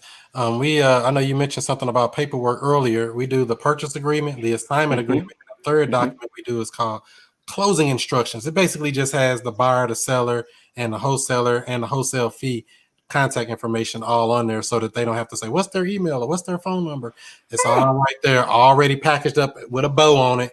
Don't call me, ask me no silly stuff because I gave it to you already. Okay, I'm just gonna take that one from you. That one's mine now. There you go. Yep. Buyer name, email, phone number, seller, buyer name, phone number, wholesaler, and any other JV partners information if you need. Right there, email and phone number, so they don't have to ask me no silly stuff later. What's their number? I can't reach them. Hey, you can't reach them, or maybe we need to step in. But we get Right. all that stuff right up front, so it just No, weeds out a lot of the riffraff. no, absolutely. I'm taking that one, brother. Believe that. Dropping Jews. Yes, sir. Yes, sir. Let's see. Do you not send your contract to the title company as soon as it's signed? That's how you do yours? Yeah, man. The reason why I asked that question is because I get that a lot too. Asking, do you allow the buyer to pick their title company? And and I know this is my answer to that question. On a normal retail transaction, yes, but we're not dealing with a normal retail transaction. This is a very time sensitive situation transaction that we're dealing with. So normally, as soon as we get the contract signed, listen, that ink ain't even dried yet before it's over at that title company, starting to get the title work done. No, absolutely. Because this is my thing, right? If I sit and I wait, even though we can move our deals within at least 24 hours, that may not be the case for everyone, right? I want to have that title work started as soon as possible because as soon as that signature is on the paper, time is ticking. These people don't have the luxury to be sitting around for 30, 60 days waiting to get their money, right? So if I have to wait another week to find a buyer for this deal, then I just lost the whole week. Now, what if the title comes back and it's dirty and things that need to be cleared and I just lost the whole week? So To that, no. We have our team send our purchase agreement as soon as we get the signature, and the buyer has no other choice. And that's part of our screening, right? We asked them, hey, do you have a problem with closing with our reputable? And we put those words in there, our reputable title company or closing attorney. You can use a title company or a closing attorney, right? But we normally send our stuff to a title company, and if they say no, then we're just probably not going to be a fit, and I'm sorry. Yeah, because I know sometimes they might say, yeah, the seller side is at the one you sent it to, and then the buyer like, no, I want to use mine. Then they make all this confusion. You don't let them do that, or like you got to use our title company. We take control of the situation. We tell these guys all the time, and I tell these guys when I was talking to the buyers, I tell them, listen, it's okay for us not to agree, right? If I'm not forcing you to do anything that you don't want to do, right? But here are our company guidelines, here are our company's policies, these are the rules and the regulations that we follow, and if I cut a break for you, I got to cut it for everybody else. And I normally even kind of express to them the reason why, so they don't feel like, oh, you just feel like it's your way or no way. No, here's the reason why, sir, Mr. Buyer, Miss Buyer. We have a time-sensitive situation. We have a seller on the other side that is selling. You're getting a great deal. There's not too many people that you're going to be able to buy a property pennies on a dollar at this great of a discount if there was not some dire straight need for them to get this money. So this is the reason why we can't waste time and use your title company, because if we do it for you, we have to do it for the other 50, 60, 70, 80 buyers. Now we're just wasting time. So after that's explained, they normally kind of understand. Right? I might look into more doing that next year, because like I said, I've been through 9 or 10 different title companies, and they're not. I mean, they all know me because I've closed deals. Yeah. But it's a double-edged sword. It's like I might say, hey, we're going through this one, let's go, and just because I know they'll get the job done. And because I got one title company, I don't even go there at all no more. Everything virtual with them. It's been before the pandemic. I was doing 100% virtual with them. Send them the paper, they wire the money, everything done. Somebody said they appreciate you guys over on Facebook and the Woke Real Estate Investing Group. Somebody who didn't click that link. She said, how do you handle EMDs? What is your typical deposit for the earnest money deposit? On the buy, so and this may be debatable, right? But I'm just telling you what we do. I don't put it down. I don't put it on the deposit, right? Right, with the seller you're talking about, with right? With the seller. No. This goes back to building confidence in your seller, right? Letting them know that you're the expert, building that confidence in them that, hey, if you sign this dotted line, you just sit back and you don't worry about anything else, right? And that comes with a level of confidence in you doing the business long enough, and you know your numbers, you know that you're going to be able to move this deal with not a problem. And I still get it wrong, right? I still definitely get it wrong, right? But it's just comes with that comfortability, knowing that if they sign, you're going to get that deal done, right? So we don't put a deposit down with the seller. Now we do require our end buyer to put down 10% of their purchase price. So let's say that I put it on my team put the property under contract with the seller for, let's say, $20,000, and we assign the contract for $40,000, right? They have to put down our end buyer has to put down a $4,000 deposit for that deal. Non-refundable? Non-refundable. The only way they can get that money back is if the seller and or I cannot perform. Otherwise, if they back out of the deal and they put the deposit down, they get nada. Out of your money. Bye-bye. And it's non-negotiable. You can call your attorney. You can call your mama, your grandmama, anybody you want to call. It's just gone. I know that's right. So we actually put $100 on our purchase and sales agreement with the seller. I mean, I bought houses with $10 earnest money, but we usually put $100 on there simply for the fact, and I don't even know if this counts in all states. When you even making a contract, you have to have some type of consideration. So I always put something on there because it just looks right. Say if something goes wrong and we got some legal later, I want to cross all the T's and dot all the I's so that nothing can come back and say, oh, well, this contract's not valid because you didn't have any kind of consideration. and which don't have to be money. It can be a promise too. So, you know, just when you start dealing with contract law, I just always have something on that earnest money with the seller to keep me out of trouble just in case something goes wrong later. And I got to put a memo on them. And you're absolutely right. And that's what I would say. Listen, check the laws. And that's generally anywhere, right? Even here, right? So I even have to even start even if it's $10, right? Just put $10. Just put down something. Yeah, absolutely. It's not gonna hurt you. You know what I mean? It's just I'd rather have at this point, no. Safe peace of mind and don't have to think. Absolutely. Absolutely. I agree with that 100%. That's right. Getting the process. That's right. Okay, cool. Let's see here. I like that vetting process of the end buyer. That's what we got to do. How are you able to negotiate with your seller to put that 0 EMD? How are you able to do that? Because that's, again, to me, it's all about how you position yourself, right? And how you come across. If you build enough confidence in your seller, and normally what I found when sellers, and this is not always the case, right? But just in my experience, when the seller's asking, and Chris, you can correct me if I'm wrong. I don't think that these people are asking, well, you got to leave me $100. I think you're doing that just to cover your behind, right? But when sellers are asking for a deposit, especially when they start coming up with these astronomical numbers, you got to give me $2,000 or $5,000. Listen, they don't trust you. They don't trust that you are going to complete the deal, and they have some type of reservation that say, if you screw this up on me, at least I'll have some money in my pocket, because that's all an EMD is, right? Is if you decide to not do this for whatever reason, I have some money for my time that you wasted, right? So it goes all the way back to building confidence and assuring your seller that you are going to get the deal done. Again, that's not always the case, but that's 90% of the time that you have not done your job in assuring them that it's going to be the deal's going to get completed. That's right. Put that EMD. Rafael Nunez says, "What's the name of the app you use to get the property details on site?" Didn't you already ask that earlier? It should be a link in the description for any. Here, this is what I'll do for you. I'm going to do you one better.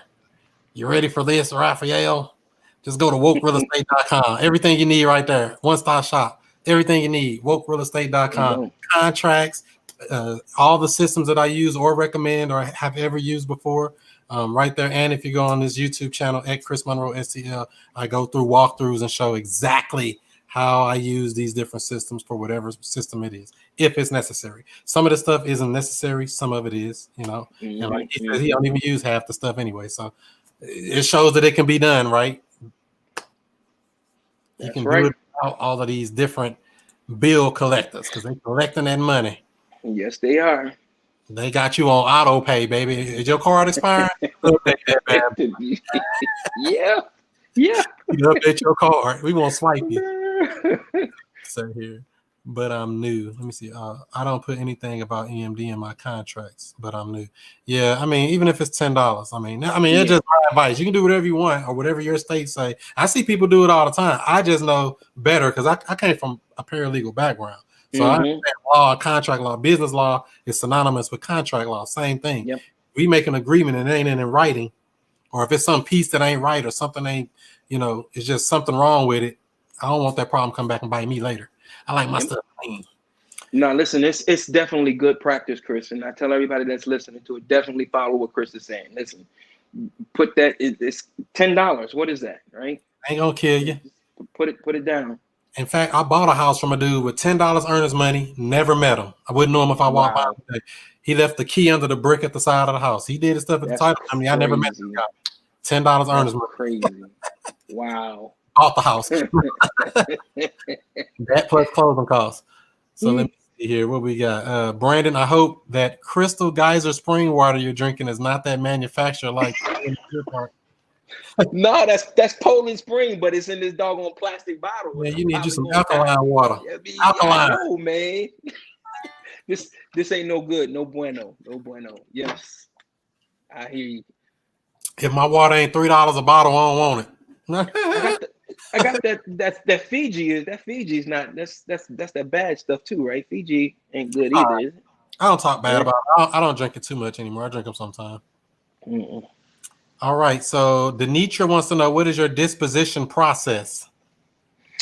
So once we get the deal, my disposition team, we kind of send out the deal via text magic. So we text blast our deal out to, I think right now, I think our list is maybe about 700 cash buyers in our market. Again, you got to remember, it's just one county, 3 cities within that county. We have a list of about 700, 750 cash buyers. So we blast out the deal via text blast. It gives the property information, the address, square footage, taxes, how much we're asking for the property, and a brief description of the property, as well as a video and pictures of the property as a link in the text message that they can click on it to take them right to the video and picture. So we text blast the deal out, and whoever is interested, they'll respond to the texting platform, and my VAs, they'll kind of respond back, and we'll take the highest and best offer. And 9 times out of 10, we get a lot of the buy now prices. Like, I mentioned earlier, we have a price, a sale price, and then we have a buy now price. So 9 times out of 10, we'll disposition the property sight unseen. I got it on my sheet right here. Buy now. I might do it on this property I'm sending out tomorrow morning. I got to see what do it, man. This other one, but it's too late. I already sent it out. But this one, I might test that theory. So let's see, buy it now. This is the price, but if you buy now and close this year, listen, bro, watch and see the type of response that you get. And I'm gonna text you after this. I'm gonna DM you my personal number, my cell phone number, and text me. Let me know how that worked. I guarantee you're gonna start getting. I'm gonna test it because that's what marketers do. We gotta test stuff. I don't know. Right. We gotta let the marketplace respond to it. That's right. I assume nothing and ask good questions. Boom. So yeah, that's the disposition process. Let's see here. Alkalize your body. That's right. Get that pH level about 7.365. If you want to make what y'all talking about, but non-stop Eric, that's who that is. What's up, Eric? That's my guy. He invited me over to the Clubhouse app. Shout out to him for sure. He said, "Did you speak about the team? How does your team look, and help you get all these deals like that?" All right. So what my team is, we have there's 5 of us, right? Not including myself. I have a team of 5. I have 2 cold callers in the Philippines. I have 2 VAs that handle the transaction coordinating. So I have a transaction coordinator who basically wants the purchase agreement signed between the seller and the buyer. They'll take both contracts. They'll send everything over to the title company, or one side or the other, right? The purchase side is sent first, and then once we get the buyer side is sent. And they handle all of the transaction and coordinating between there, right? So any documents that the title company may need from the seller, the documents that they need from the buyer, they're coordinating all of that, right? So anything that is needed, they're handling that all the way till closing.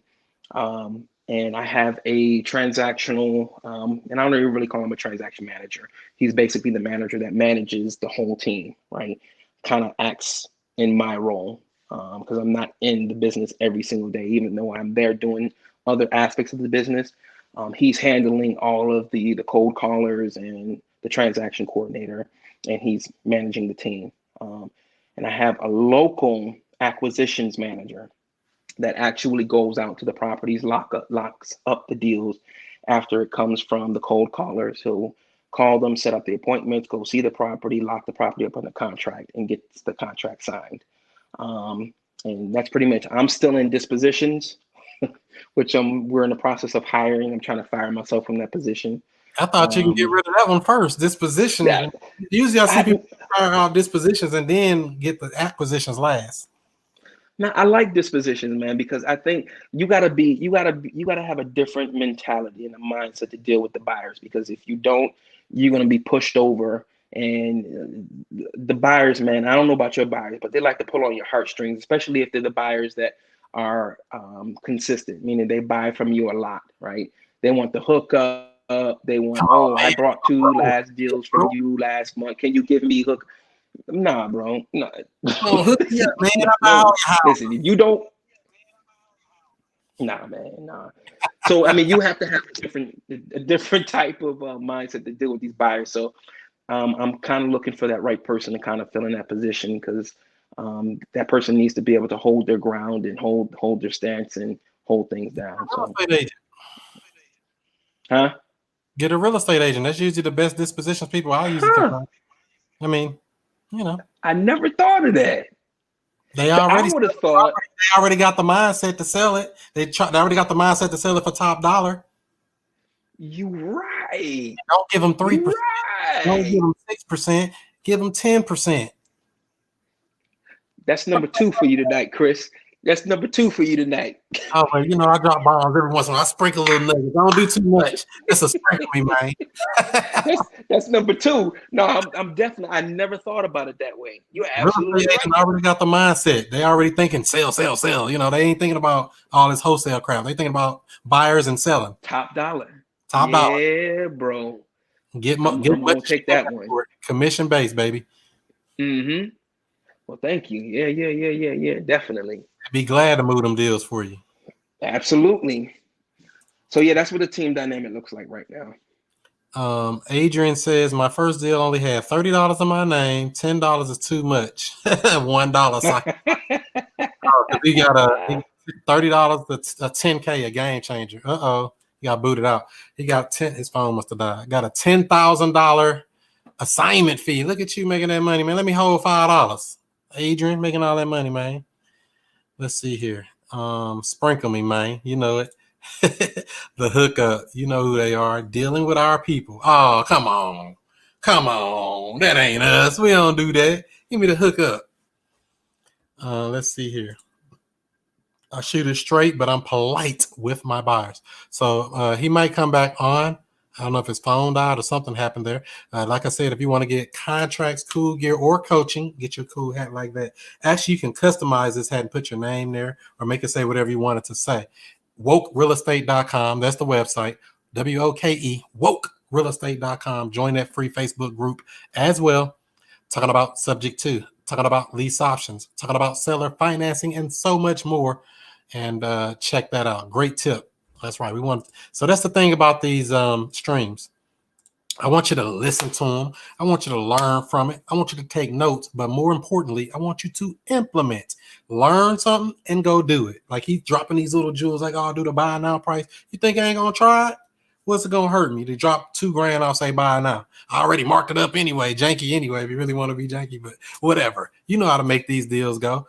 Use some of the strategies that you learned in this. Give this video a thumbs up. Give it a like. Give it a share. If you're watching on YouTube, subscribe to this channel at ChrisMonroeSTL. It's right there.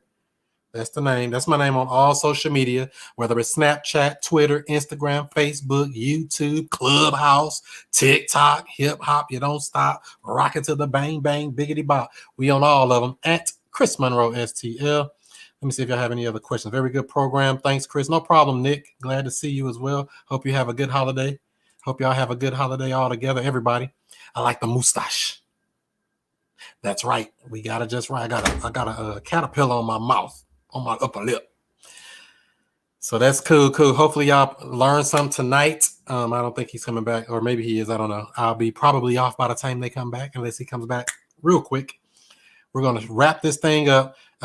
Hopefully you all have a good Christmas, a great New Year. Don't be out there shooting them guns. Pow, pow, for fun. Because what goes up must come down. And like I said, if you're listening on the Woke Real Estate Podcast, give us a 5-star rating. You can listen to us on Stitcher, Apple Podcasts, SoundCloud, Anchor, Spotify, Google Podcasts, Amazon Podcasts. Are we on another one? I think we're on all the podcast sites. Give us a 5-star rating. We need it. Helps us move up in the algorithm. And like I said, don't forget to join that free Facebook group, the Woke Real Estate Investing Group on Facebook. Connect with other like-minded individuals. And we got the Pinpoint Assist app coming soon. Manage those boots on the ground and those marketing signs, aka bandit signs. PinpointAssist.com is the website to get more information on that. That'll be coming out here hopefully soon, hopefully before the year is out, but I don't know. Still working out some kinks on that thing. And that's how we got it right there. Merry Xmas, that's right. Getting nuggets and comedy, that's right. Merry Christmas to you. Finish the year strong. And yep, thanks to everybody as well. So with all that being said, do what you do. Be who you be. And I'll see you before you see me. Peace.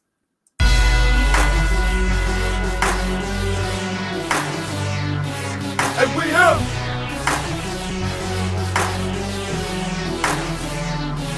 And we here.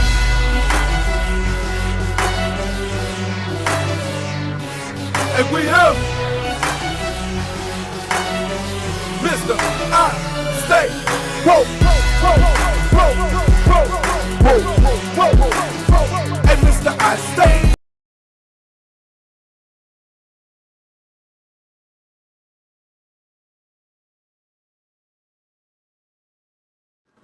Find more leads than you can even process. That's multiple listing service. That's the MLS for you real estate agents. Absentee owner information. Find the cash buyers and flippers in any market nationwide. Pull a pre-foreclosure list. And don't forget, you gotta find those comps. Get nationwide access with multiple filters.